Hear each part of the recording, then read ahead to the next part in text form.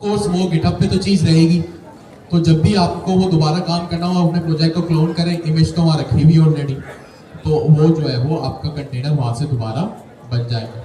Number 1। Number 2, सरगम भाई इसकी आवाज थोड़ी तेज करेंगे, पहले सही थी अभी फुल। खैर, अच्छा दूसरी चीज कि जब आप इमेजेस और कंटेनर्स बनाते हैं ना, आपने अपना प्रोजेक्ट डिलीट कर दिया, फिर कोशिश करें कि आप अपनी इमेजेस और कंटेनर भी जो है वो वहां से रिमूव करें अपने डॉकर डेस्कटॉप से। सही है? जैसे ये मेरे पास इस वक्त डॉकर डेस्कटॉप है, ये इस वक्त डार्क मोड में हो सकता है, आपके पास लाइट मोड में हो, तो आप जो है वो यहाँ से इमेजेस और अपने कंटेनर्स को रिमूव कर दिया करें, तो यहाँ से ये डिलीट हो जाएगा। अच्छा, इमेजेस जो बनती है ना कभी कभी जो है वो काफ़ी स्पेस एक्वायर करती है। ये देखिए ये इमेज है और वहाँ गौर से देखें तो वहाँ जीबीज लिखा आ रहा है, तो ये अगर आपकी 2-4 भी इमेज होगी ना तो 5-6-8 जीबी आपका एक्वायर कर लेगी। ठीक है? अच्छा, 2 चीज़ें बोल दी मैंने, एक अपना प्रोजेक्ट रिमूव कर दिया करें, क्योंकि जाहिर सी बात है आपका नेक्स्ट जेएस वगैरह का प्रोजेक्ट होता है वो नोड मॉड्यूल्स भी काफ़ी स्पेस एक्वायर करता है। और दूसरी चीज़ कि आप अपना जो है वो इमेजेस और containers inside the Docker container भी रिमूव कर दिया करें। तीसरी चीज़ कि भाई आपके पास डॉकर में जो है ना प्रोन की कमांड होती है। किस चीज़ की कमांड होती है? प्रोन की, PRUNE। आप लिखेंगे ना, सर्च करेंगे क्लाउड पे तो आपको मिल जाएगा डॉकर प्रोन, वहाँ से कंटेनर, इमेजेस, वॉल्यूम सब डिलीट हो जाएगा। ठीक है, देख के कीजिएगा, वॉल्यूम्स देख भाल के डिलीट होते हैं, ऐसे डायरेक्टली नहीं होते। इमेजेस कंटेनर्स आप कर सकते हो क्योंकि आपके पास एक बार डॉकर फाइल है तो आप 10 दफा भी उस इमेज को बना सकते हो, कंटेनर उसका आप कर सकते हो। सही है? तो ये प्रोन वगैरह की कमांड 2-3 ऑप्टिमाइज तरीके हैं अपने सिस्टम को लाइट रखने के, चाहे वो नेक्स्ट जेएस और फास्ट एपीआई है, जो भी है। हमारी इमेज है, इमेज के बाद हमारा इमेज का क्या बनता है यहाँ पे? कंटेनर। और कंटेनर जब बनता है तो उसमें आपकी एप्लीकेशन रन होगी। Localhost 3000 next JS, localhost 8000 fast API. जब, अच्छा ये आप क्यों कर रहे हैं? जो भी हमने लास्ट क्लास में डिस्कस किया कि भाई आप पर्सनल मशीन से ये सारे मसले खत्म हो जाए, यानी आपकी जो डेवलपमेंट हो ना, गौर से सुनिएगा, आपकी जो डेवलपमेंट हो वो इटसेल्फ इनसाइड डॉकर कंटेनर हो। कहां पर हो? वो इटसेल्फ इनसाइड डॉकर कंटेनर हो। सारी बातें बंद, प्लीज सारा फोकस यहां पे।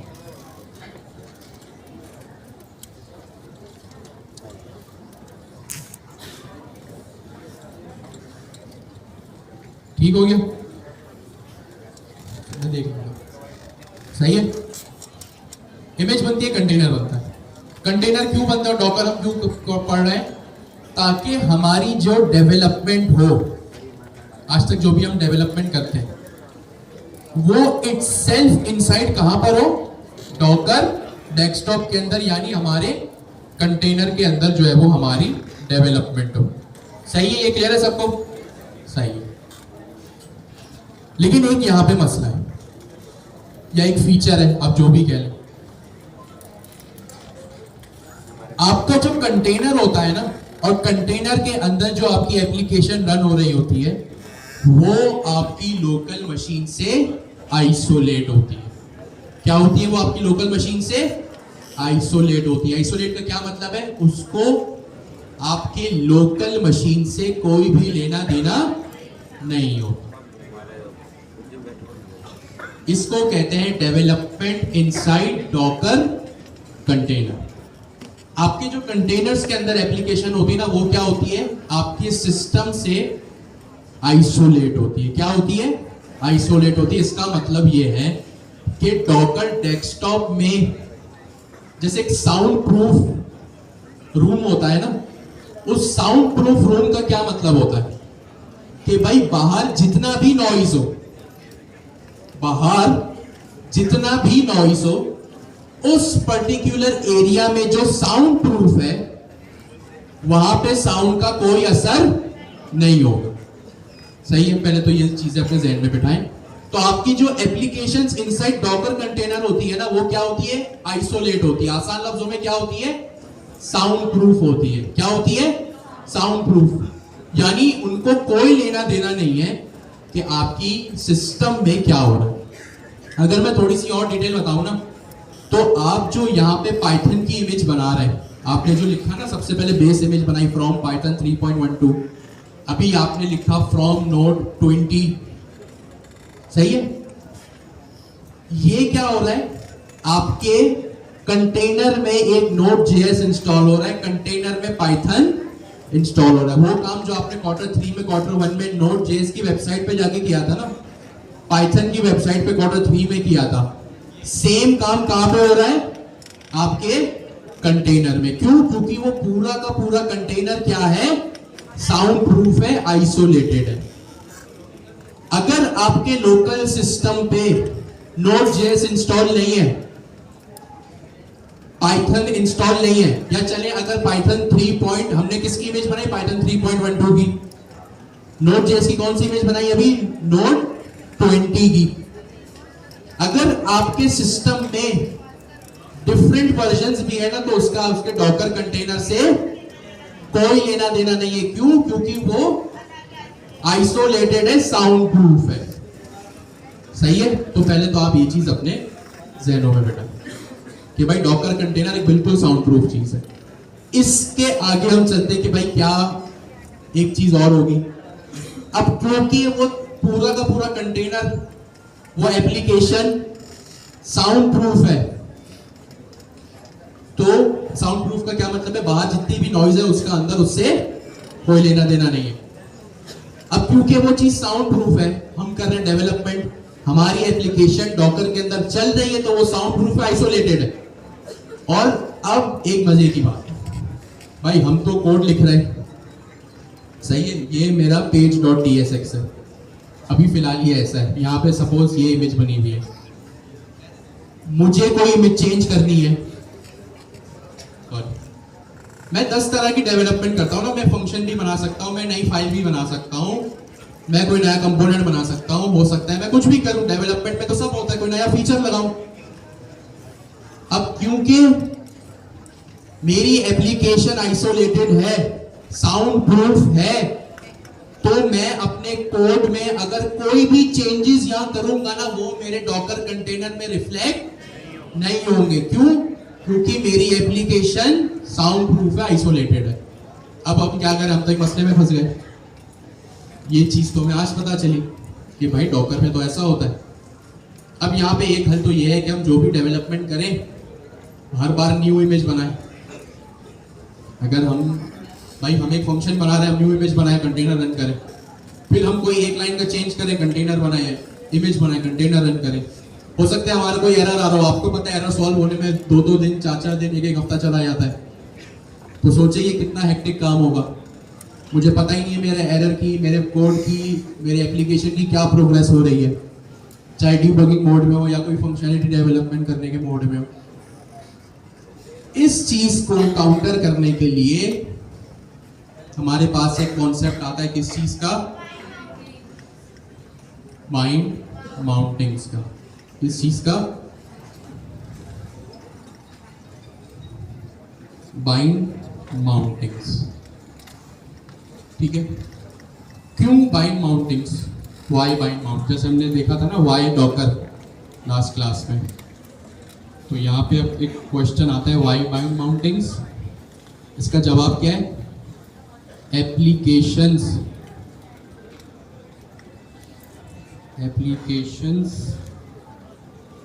running inside Docker containers are isolated / soundproof। अच्छा, साउंड प्रूफ यहाँ पे इसलिए क्योंकि साउंड प्रूफ का मतलब वाटर प्रूफ, ये सब मतलब पता है सबको। वाटर प्रूफ का क्या मतलब है, जिसमें पानी का कोई असर ना हो। साउंड प्रूफ का क्या मतलब है, जितना भी नॉइस हो वो नॉइस ना आए, सही है। तो इसलिए साउंड प्रूफ थोड़ा याद रहेगा। आइसोलेटेड का मतलब क्या है, जो सबसे अलग हो, इंट्रोवर्ट जिसको कहते हैं, जो सबसे अलग रहता है, बाहर जितने भी चेंजेस हो अंदर उसका कोई फर्क नहीं पड़ेगा, ठीक है। तो सवाल क्या है, वाई बाइंड माउंटिंग्स हम क्यों पढ़ रहे हैं, ऐसी क्या आफत आ गई। तो आफत ये आई, जरूरत ये पड़ी कि भाई एप्लीकेशन जो डॉकर कंटेनर में होती है वो क्या होती है, साउंड प्रूफ होती है, आइसोलेटेड होती है। यानी बाहर जो भी हो रहा हो उसका भी एप्लीकेशन के ऊपर कोई डिफरेंस, कोई फर्क नहीं पड़ेगा। ये प्रॉब्लम कि भाई क्यों बाइंड माउंटिंग्स, मैंने क्या कहा, सवाल ये नहीं होना चाहिए क्या पढ़ रहे हैं आप लोग, समझदार है, कुछ भी पढ़े पढ़ लेंगे, वर्डप्रेस भी मैं पढ़ा हूँ पढ़ लेंगे, इतनी सारी चीज़ें पढ़ा दी पढ़ी ली, मना तो कभी किया नहीं। हाँ एतराज बहुत किया लेकिन हम डीट मानी नहीं। वाई बाइंड माउंटिंग्स, इस वजह से बाइंड माउंटिंग्स, ये 2-3 लाइन अपने बराबर वाले से डिस्कस करें फिर आगे चलते हैं।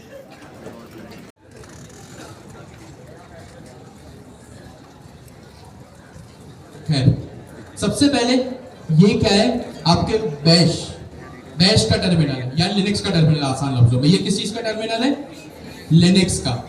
मैं कहां पे आया, अपने मैंने कंटेनर पे क्लिक किया, मैं यहां से कहानी सारी शुरू हुई थी, किस पे, कंटेनर पे क्लिक किया मैंने, लॉग्स हैं और यहाँ और 4 ऑप्शन है, मैं फाइल्स पे आ गया। फाइल्स पे आया तो सबसे पहले मुझे क्या मिलेगा, लिनक्स का टर्मिनल, किसका, या लिनक्स का कोड बेस, कुछ भी कर लिनक्स का फाइल एक्सप्लोरर, आसान लफ्जों में याद रखने के लिए। आपको यहाँ पे ऐप दिख रहा है, सबसे पहला ऑप्शन, यहाँ पे आपको सबसे पहली चीज ऐप दिख रही है। ये ऐप डायरेक्टरी को अगर मैं एक्सपेंड करता हूं तो ये देखें, यहाँ पे क्योंकि डॉकर डेस्कटॉप खुद ही सपोर्ट नहीं कर रहा है तो मैं जूम नहीं कर सक रहा हूँ, आई अंडरस्टैंड, थोड़ी मुश्किल हो रही होगी। अगर आप इस चीज को गौर से देखें, सही है, ऐप का फोल्डर है, यहाँ पे डॉकर इग्नोर है, यहाँ पे डॉट नेक्स्ट है, यहाँ पे ऐप है, फिर यहाँ पे नेक्स्ट कॉन्फ़िग है, नोड मॉड्यूल्स है, पैकेज जेसन है। ये आपकी वही सारी एप्लीकेशंस, वही सारी फाइल्स, वही सारी डायरेक्टरीज हैं जो आपने अभी कॉपी डॉट स्पेस डॉट करके, सही है। अभी हमने, चले अब हम मैच करते हैं अपने डॉकर फाइल से। आपने अपने वर्क डायरेक्टरी का क्या नाम रखा, वर्क डायरेक्टरी का क्या नाम है यहाँ पे, /ऐप। ये वही ऐप है, ये वही ऐप है जिसका नाम आपने यहाँ पे /ऐप रखा था। अगर आप इसका नाम यहाँ पे कुछ भी इस तरह का रखते तो वहां पे यही चीज रिफ्लेक्ट हो रही थी, सही है। आप यहाँ पे आ गए सबसे पहले ऐप पे, मैंने इसको स्क्रॉल किया, अब यहाँ पे एक और ऐप है। अच्छा, ये ऐप वो ऐप है जो Next.js के अंदर यहां पे मेरी ऐप होती है। तो ये ऐप सुन के आप कंफ्यूज मत हो जाइएगा, नेक्स्ट टाइम हम कोशिश करेंगे नाम डिफरेंट रखने ताकि चीजें हमें क्लियर हो। यहाँ पे क्या है, ऐप, ये वो मेन ऐप राउटर है जो हम पिछले 1-1.5 साल से देख रहे हैं, पढ़ रहे हैं, सही है। अब इस /ऐप में मैं आया तो यहाँ पे देखें globals.css, layout.tsx और page.tsx है, सही है। आई नो थोड़ी मुश्किल हो रही,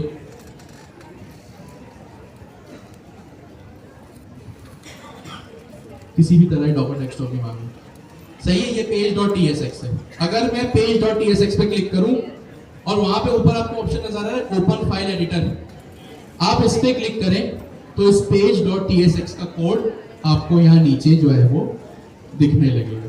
क्योंकि स्क्रीन का साइज काफी कॉम्प्रोमाइज है तो इसलिए हमें थोड़ी मुश्किल हो रही है, सही है। हमने क्या किया, सबसे पहले माई कंटेनर में आया मैं, सही है, मैं फाइल्स में आया और फाइल्स के अंदर ऐप, ये ऐप वो है जो सबसे पहला ऐप क्या है, जो हमारी वर्किंग डायरेक्टरी है। और यहाँ इसके अंदर जब मैं आऊँ तो ये वो page.tsx यहाँ पे आपको मिल जाएगा, और ये वही page.tsx है जो हमारा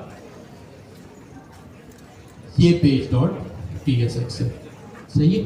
अगर अभी स्क्रीन इजाजत देती तो मैं आपको और क्लियर करके बताता हूँ। बाइंड माउंट का हम टॉपिक पढ़े और एक वो मुश्किल जो हमें आज तक फेस हो रही थी। मैंने यहाँ लिखा हेलो वर्ल्ड, अभी सिंपल एक हेडिंग लिखी, हो सकता है मैं ग्राउंड क्रिएट करूँ, मैं एक फोल्डर बनाऊँ, मैं एक फंक्शन बनाऊँ, मैं एक एपीआई लगाऊँ। जैसे ही मैंने यहाँ पे हेलो वर्ल्ड लिखा और ये मेरी एप्लीकेशन कहाँ चल रही है, डॉकर पे, कंटेनर में। कहाँ चल रही है, कंटेनर में, डॉकर कंटेनर में। देखिए जैसे ही मैंने इसको रिफ्रेश किया तो देखिए यहाँ कहीं भी हेलो वर्ल्ड लिखा हुआ नहीं आया। अगर मैं इस सारे के सारे कोड को उड़ा दूं, मैंने सिर्फ यहाँ लिखा मेन, और मेन के अंदर मैंने यहाँ लिख लिया एक सिंपल H1 में हेलो वर्ल्ड, अब सिंपल भाई आप तो ये कहेंगे ना क्या कि भाई ये वेलकम टू नेक्स्ट जेएस लिखा तो वहां भी यही चीज शो होनी चाहिए। मैंने इसको हार्ड रिफ्रेश किया, सही है, मैंने इसको हार्ड रिफ्रेश किया, देखिए कुछ चेंज नहीं हुआ। इसको मैं कंट्रोल सी करता हूँ, चले आपके लिए, आप कहते भाई कैशे क्लियर नहीं होगा इनकॉग्निटो में, देख लो यहाँ किया, यहाँ भी यही चीज आ रही है जो पहले थी। अब आपको वो प्रूफ मिला जो मैं पहले कह रहा था, एक कंटेनर्स के अंदर जो भी एप्लीकेशन होती है वो क्या होती है, आइसोलेटेड या साउंड प्रूफ। इसका मतलब, और आइसोलेटेड साउंड प्रूफ का क्या मतलब है, बाहर जो कुछ भी हो, बाहर जो कुछ भी हो, यहां बाहर से क्या मतलब है, मेरे कंटेनर के बाहर जो कुछ भी हो उसका कंटेनर की एप्लीकेशन पे कोई असर नहीं होगा। तो अब यहाँ पे एक कॉन्सेप्ट आता है बाइंड माउंट्स का, जो जिसका हम यहाँ पे एक लेवरेज लेंगे। अभी आप 10 मिनट का ब्रेक करें फिर हम देखते हैं। या हर सेशन के वक्त सेम चीज अपने क्लाउड कोड को ना बतानी है। तो यहाँ पे मैं इसी तरह काम कर रहा था, तो मैंने क्या किया है, जो हमारी मोस्ट यूज चीजें हैं, ठीक है, जैसे हमारा नेक्स्ट जेएस हो गया, फास्ट एपीआई हो गया, ओपन एआई एजेंट्स एसडीके हो गया, तो मैंने क्या किया है अपने लिए भी और आपके लिए भी, आप भी अगर चाहे तो उसको यूज कर सकते हैं, क्लाउड कोड स्किल्स नाम की एक रेपोजिटरी बनाई है। आप चाहे तो मेरी जो है वो रेपो पे जाके, गिटअप पे जाके देख सकते हैं। अच्छा, इसको .prod में होना चाहिए था, इसको मैंने डायरेक्टली स्किल्स के अंदर रख दिया क्योंकि मैं यूज केस ऐसे ही बना रहा था। तो यहाँ पे देखें, यहाँ पे फास्ट एपीआई का भी एक स्किल है। अच्छा, फास्ट एपीआई के यहाँ पे 2 से 3 है, आपकी मर्जी, आप कोई भी यूज कर लें। मुझे एक चीज ट्राई करनी थी तो मैंने 2-3 स्किल वेरिएशंस में बना के देख लिए। तो यहाँ पे आप कहाँ आएंगे, ऑफ कोर्स मेरे अकाउंट पे, और यहाँ पे रेपोजिटरी का क्या नाम है, क्लाउड कोड स्किल्स। यहाँ पे कुछ स्किल्स बना के रखे हुए मैंने। अब वो स्किल्स क्या होते हैं, क्या फायदेमंद है, उसका क्या बेनिफिट है, वो आपको पता है, मुझे नहीं पता तो आप जाके देख लीजिएगा। अगर आपको चाहिए तो आप यहाँ से स्किल्स जो है वो कॉपी कर सकते हैं। फास्ट एपीआई के मैं वेरिएशन ट्राई कर रहा था, 2-3 स्किल्स हैं, आप परेशान नहीं हो जाएगा कि हमें कौन सा चाहिए, आप कोई भी जो है वो यूज कर सकते हैं। फास्ट एपीआई का है, फास्ट एमसीपी का है। हम आपने हैकाथॉन 2 फेज 3 में देखा होगा कि आपको एमसीपी सर्वर की नीड है, तो फास्ट एपीआई का बना दिया मैंने। नेक्स्ट जेएस ऐप राउटर का यह स्किल मैंने बना के रखा हुआ है, और ओपन एआई एजेंट्स एसडीके का यहाँ पे मैंने जो है वो स्किल बना के रखा हुआ है। तो आप चाहें तो यहाँ से इसको जो है वो इसका रेफरेंस ले सकते हैं, इसको कॉपी करके अपने पास अपने प्रोजेक्ट में यूज कर सकते हैं। और भी बन सकते हैं, एसक्यूएल मॉडल का बन सकता है, टेलविंड सीएसएस का बन सकता है, और जो भी चीज़ आपको याद आए वो चीज़ आप जो है वो यहाँ से बना सकते हैं। सही है, तो ये एक छोटी सी बात आपसे डिस्कस करनी थी। खैर, हाँ, डॉकर का एनवायरनमेंट सही है, और अलग अलग चीजें का मतलब भी यही है, 2 चीजें और दोनों सब एक दूसरे से अलग है। बाइंड माउंट्स का मतलब होता है सिंक कनेक्शन, और सिंक का क्या मतलब है, 2 अलग अलग चीजों को एक साथ पैरेलल में लेके चलना। आई रिपीट, सिंक का क्या मतलब होता है, 2 अलग अलग चीजों को, 2 अलग अलग मतलब मेरा लोकल एनवायरनमेंट और मेरा डॉकर एनवायरनमेंट, उन दोनों को एक साथ अपडेट करके चलना, एक साथ अपडेट करवा के, मर्ज करवा के उनको आगे लेके बढ़ना। इसकी क्यों जरूरत आन पड़ी, क्योंकि भाई डॉकर कंटेनर आइसोलेट होते हैं। अच्छा, यहाँ पे मुझे क्या मर्ज करवाना है, कौन सी ऐसी चीजें जिनको आपस में कनेक्टेड रखना है, अपडेटेड रखना है। बाइंड माउंट्स के लिए हमें एक और फाइल बनानी पड़ेगी जिसका नाम होगा डॉकर कंपोज। क्या फाइल, क्या नाम होगा उसका, डॉकर कंपोज। मैं सीधी अपने यहाँ टर्मिनल पे आता हूँ और इसका नाम रखता हूँ, बल्कि चले पहले आप लोगों को नोट पैड में दिखा देता हूँ।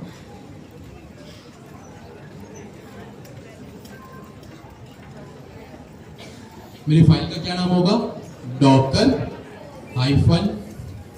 -compose.yaml। क्या नाम होगा इसका, docker -compose.yaml। अच्छा, YAML का एक्सटेंशन या तो YML भी हो सकता है या YAML भी हो सकता है, दोनों सूरतों में ये चीज सही है। Name of the file to work with volumes. अभी हमने क्या पढ़ा, डॉकर सिंक्रोनस करो, किस चीज के थ्रू, डॉकर कंपोज के थ्रू। किसके through, of course bind mounts के थ्रू। और बाइंड माउंट्स के लिए हमें एक और फाइल बनानी पड़ेगी जिसका क्या नाम है, डॉकर compose.yaml। ठीक है, ये 3 चीजें आप याद रखें। सही है, अगर अभी 3 चीजें याद रखेंगे आपको ये चीज समझ आ जाएगी। अब कंपोज में ऐसी क्या चीज होगी भाई जो डॉकर फाइल में नहीं हो सकती, जो भी हमने बनाई नहीं उसमें नहीं हो सकती। इसके अंदर एक अदद और चीज होगी जिसका नाम होगा वॉच मोड। क्या नाम होगा? Watch mode. Watch mode. Watch mode के लिए हमें 2 चीजें करनी पड़ेगी। एक तो कंपोज फाइल बनानी पड़ेगी, और हमें नहीं बनानी, हमको बस समझनी है। बनाएगा कौन? हमारा क्लाउड कोड। हमने वॉच मोड लगाना है, और वॉच मोड के लिए जब हम वॉच मोड इनेबल हो जाएगा तो हम अपने टर्मिनल में आके क्या करेंगे? To enable watch mode press W। बस आपने क्या प्रेस करना है? W। अपने टर्मिनल में जाके वो आप देख लेंगे। अब मैं अपने क्लाउड कोड में आता हूं। हमें क्या करना है? बाइंड माउंट्स अचीव करने। क्यों अचीव करना है वो हम देख चुके। अब बाइंड माउंट्स को अचीव करने के लिए हमें एक फाइल बनानी पड़ेगी जिसका क्या नाम है? docker compose.yaml। सिंपल। अब docker compose.yaml जब बनाएंगे तो उसके दोनों में से कोई भी एक्सटेंशन हो सकते हैं, या .yml हो या .yaml हो। सही है, ये 2 चीजें। फिर आप वहां पे लिखेंगे वॉच मोड। ठीक है, मैं सिंपली आता हूं अपने क्लाउड कोड की तरफ। ठीक है, I want to enable bind mounts inside my project. Your task is to create a docker-compose.yaml file with minimal instructions to enable watch mode। Simple is that. मैंने इसको एक प्रॉम्प्ट दे दिया। प्रॉम्प्ट क्या दिया मैंने? I want to enable bind mounts inside my project. Your task is to create docker compose file with minimal instructions to enable watch mode.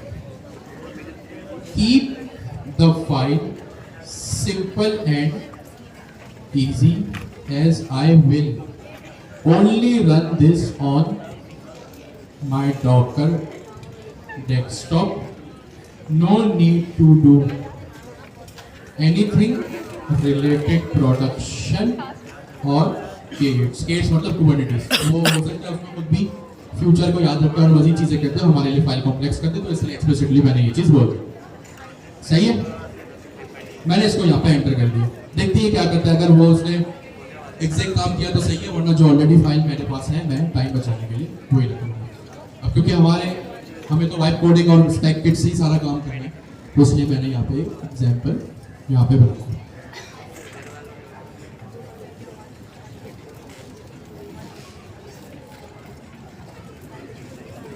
जबरदस्त काम करेगा। ठीक है, यहाँ पे मैंने किया भाई आपको क्या ये फाइल एक्सेप्टेबल है? मैंने किया यस।